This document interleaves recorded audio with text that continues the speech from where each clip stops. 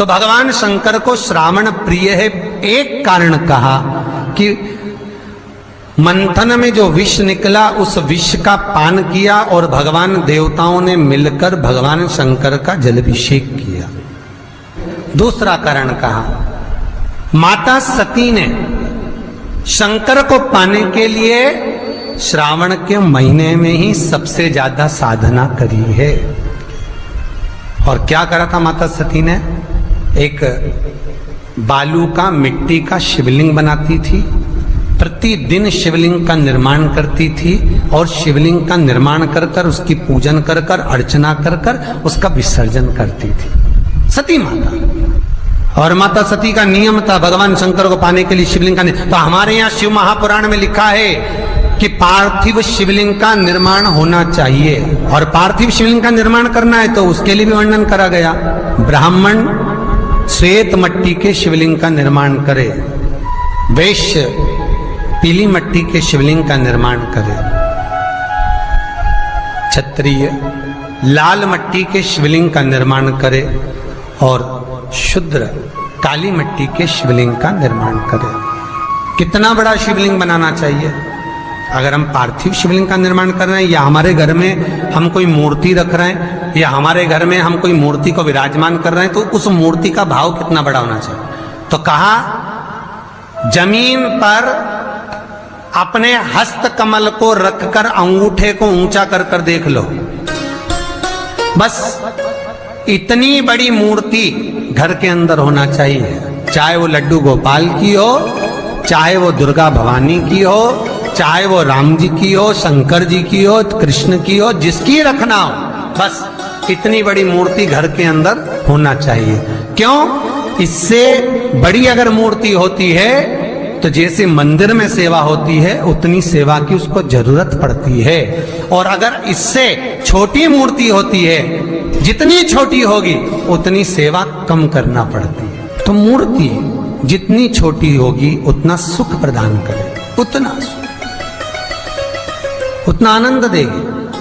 पर श्रावण के महीने में यदि आप रोज शिवलिंग नहीं बना सकते तो पूरे महीने में एक बार शंकर का शिवलिंग का, पार्थिव शिवलिंग का निर्माण करना चाहिए, जरूर करना चाहिए। और पार्थिव शिवलिंग का निर्माण कर कर उसकी आराधना, उसकी अर्चना, उसकी पूजन करना चाहिए। नमः शिवाय, ओम नमः शिवाय, ओम नमः शिवाय, नमः शिवाय। पार्थिव शिवलिंग का जब भी निर्माण करें, किसी थाली में या पात्र में, जिसमें भी आप निर्माण कर रहे हैं, उस पार्थिव शिवलिंग को बनाने से पहले उसके अंदर, पात्र के अंदर एक बेलपत्र रखे। बेलपत्र क्या? आपको कथा में कल कहा था, बेलपत्र का वृक्ष माता पार्वती के नयन अश्रु से प्रकट हुआ है और रुद्राक्ष का वृक्ष शंकर भगवान के नयन अश्रु से प्रकट हुआ।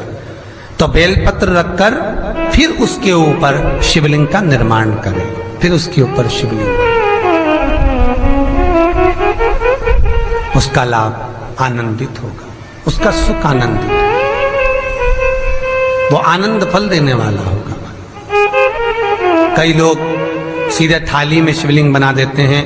माता पार्वती के हस्त कमल पर शिवलिंग का निर्माण है महाराज, हस्त कमल सुख देने के लिए। तो भगवान शंकर के शिवलिंग का निर्माण करें। माता सती ने भी किया। यही श्रावण के महीने में माता सती शंकर भगवान के शिवलिंग का निर्माण करती है, पूजन करती है, अर्चना करती है। फिर शाम के समय उस शिवलिंग को मस्तक पर स्पर्श कर कर जलाशय में, कुंड में, जल में, बावड़ी में, कुएं में, तालाब में उसका विसर्जन करती है मां। दूसरा कारण कहा, सती शंकर को इसी श्रावण में रिझाई थी, इसलिए शंकर को श्रावण अति प्रिय है। कि पहले आती है नवमी, फिर आवेगी एकादशी, देवसोनी। तो भंडारिया नवमी का मतलब क्या होता है? भंडारिया नवमी का स्मरण क्या होता है? अभी आपको कहा था 9 जगह पर बेलपत्र चढ़ती है। भंडारिया नवमी का मतलब ही यही है कि भगवान विष्णु सोने जाने से पहले नवमी तिथि के दिन 9 बेलपत्र भगवान शंकर को समर्पित कर कर भगवान शिव के मंदिर में बैठकर भगवान शंकर की आराधना कर कर भगवान विष्णु लक्ष्मी जी के साथ अपनी सृष्टि का कार्यभार 4 महीने के लिए शंकर जी को सौंप देते हैं भंडरिया नवमी के दिन। और एकादशी के दिन से, देव सोनी एकादशी के दिन जब भगवान सोते हैं, उस दिन से भगवान शंकर पूरे कार्यभार को देखते हैं, पूरे कार्यभार।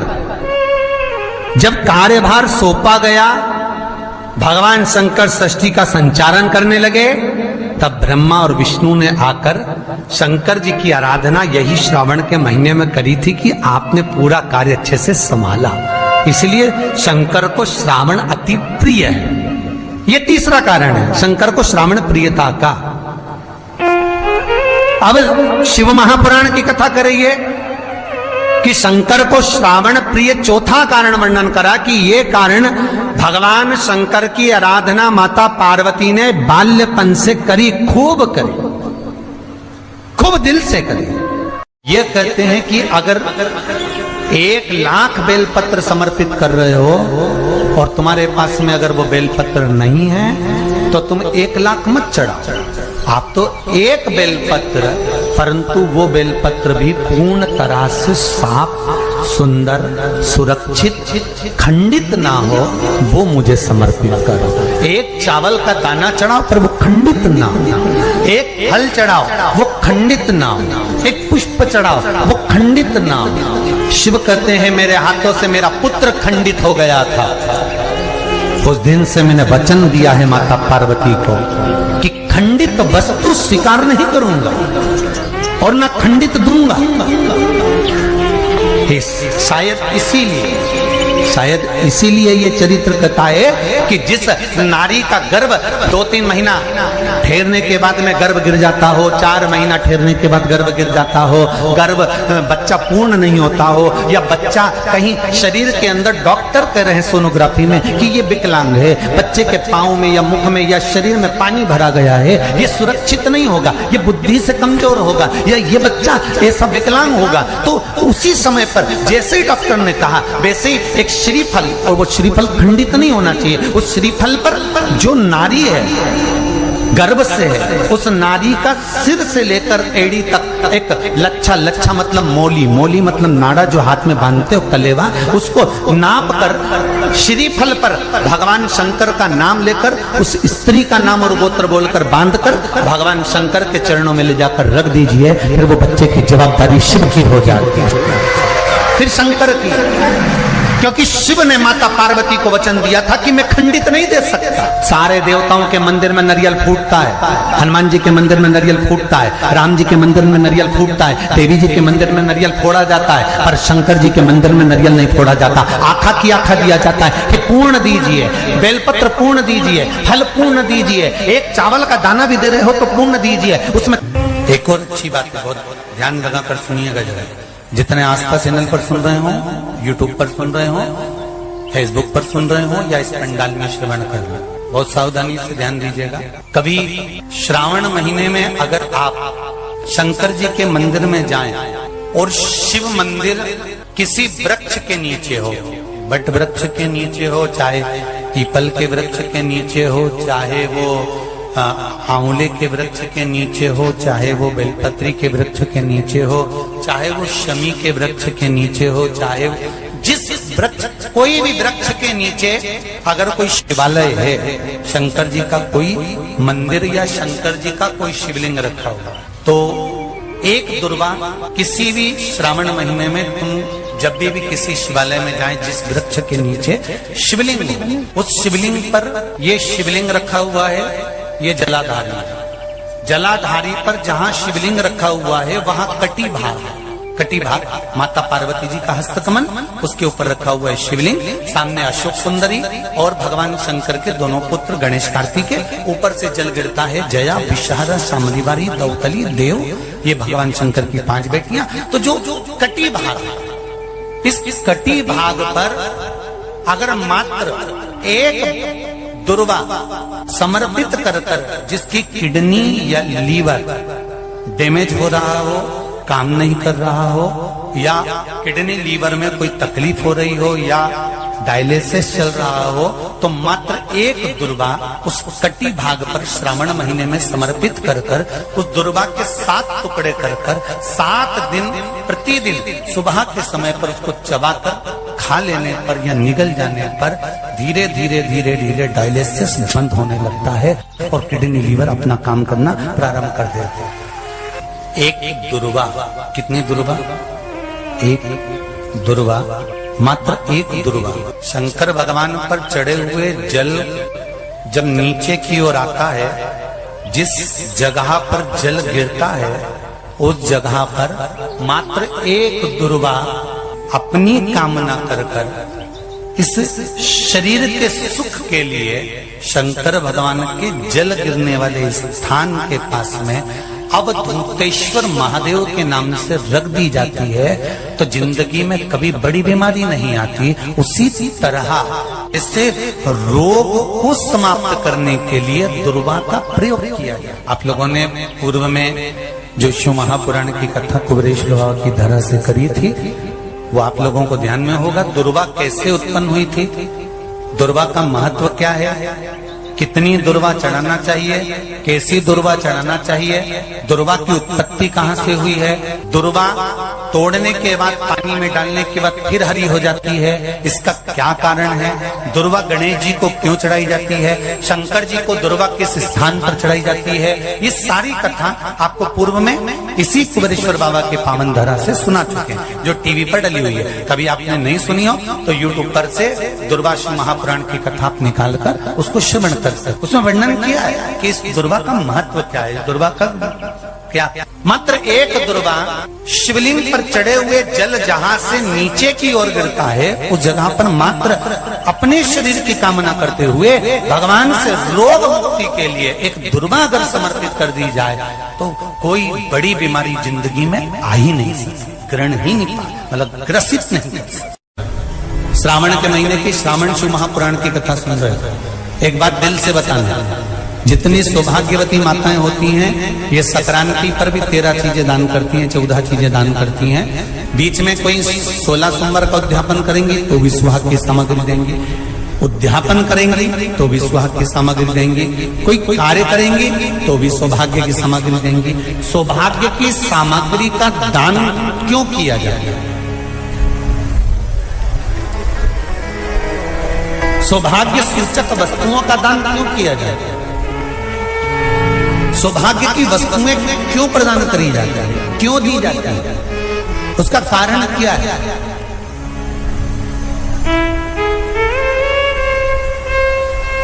क्यों देते हैं महाराज? भारत की भूमि की सौभाग्यवती माताओं का एक मन की अभिलाषा रहती है, भारत की भूमि की माताओं की एक अभिलाषा रहती है कि जब उसके प्राण छूटे तो अखंड सौभाग्य धारण करके पति के कंधे पर और पुत्र के कंधे पर शमशान पर।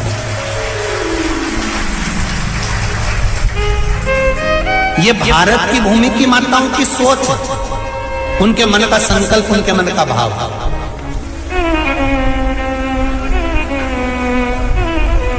क्यों देते हैं चूड़ी का दान, क्यों देते हैं बिंदी का दान, क्यों देते हैं अखंड सौभाग्य का दान, किस महाराज?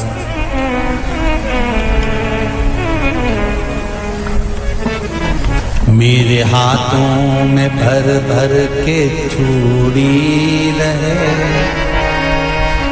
मेरे हाथों में भर भर के चूड़ी और मैया कोई कामना,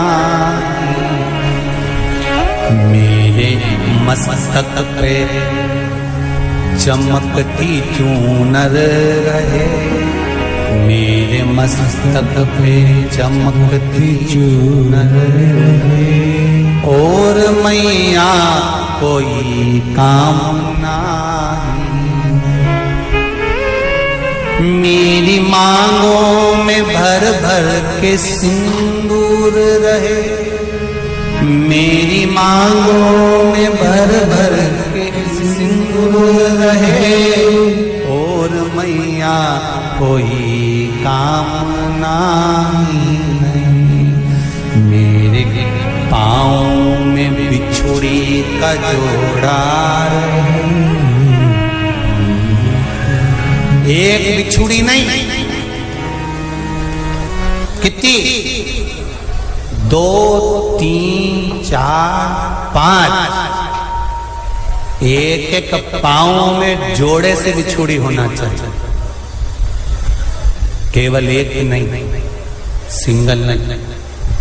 वो तो आजकल का फैशन हो गया महाराज, जो केवल एक बिछुड़ी धारण कर लो उसी में फैशन दिखे। श्रावण की शिव महापुराण की कथा कहती है, जब बेटी को विदा करा जाता है और पहली बार बेटी के पांव में जब बिछुड़ी डाली जाती है तो वो बिछुड़ी भी अलग अलग नहीं होती, उस बिछुड़ी के जोड़ को चेन से एक दूसरे से बंधा हुआ होता। बोला सही है कि गलत? जितने आस्था चैनल पर कथा सुन रहे हैं, जितने फेसबुक पर सुन रहे हैं, यूट्यूब पर सुन रहे हैं, सुन लेना कि मेरे भारत की माताओं का जब पाणी ग्रहण संस्कार किसी बेटी का होता है, उसके पांव में जब पहली बार बिछुड़ा पिनाया जाता है, बिछुड़ी पिनाई जाती है, तो वो बिछुड़ी भी एक दूसरे से बंधी हुई होती है, चेन से बंधी हुई होती है। उसको अलग अलग वाली बिछुड़ी शादी के मंडप में नहीं पहनाई जाती। क्यों? जैसे ये बिछुड़ी एक दूसरे से पांव में बंधी हुई है, तुम्हारी जिंदगी अंतिम श्वास तक ऐसी ही बंधी हुई है, यही बनना चाहिए। वो तो अब माताओं ने थोड़ा सा फैशन चेंज कर दिया, अब पांव में ज्यादा बिछुड़ी नहीं पहनती, गड़ती है, चुभती है, एक बिछुड़ी धारण है। महाराज पर नहीं, बिछुड़ी भी 2 हो, जोड़े से। हमारी माताएं, भारत की भूमि की जो माताएं हैं, ये चूड़ी भी हाथ में पहनती है तो जोड़े से पहनती है। बोलो जैसा सही है कि गलत है? एक अकेली चूड़ी माताएं हाथ में धारण नहीं करती हैं। अगर भारत की भूमि की संस्कारित माताएं हैं और भारत की भूमि की सभ्यता और संस्कृति को जानती है तो अकेली चूड़ी नहीं, जोड़े की चूड़ी पहनेगी, 2 चूड़ा डालेगी, 4 डालेगी, 12 डालेगी, पर सिंगल नहीं, अकेले। श्रावण के महीने की शिव महापुराण की कथा, जिसका नाम है श्रावण शिव महापुराण की कथा, ये कहती है कि पार्वती जी ने और गंगा जी ने ये चतुर्मास में जितना सौभाग्य का दान दिया है, उनके बराबर दुनिया का कोई व्यक्ति इतना सौभाग्य का दान नहीं दे सकता, जो माता गंगा और पार्वती दोनों दान दे।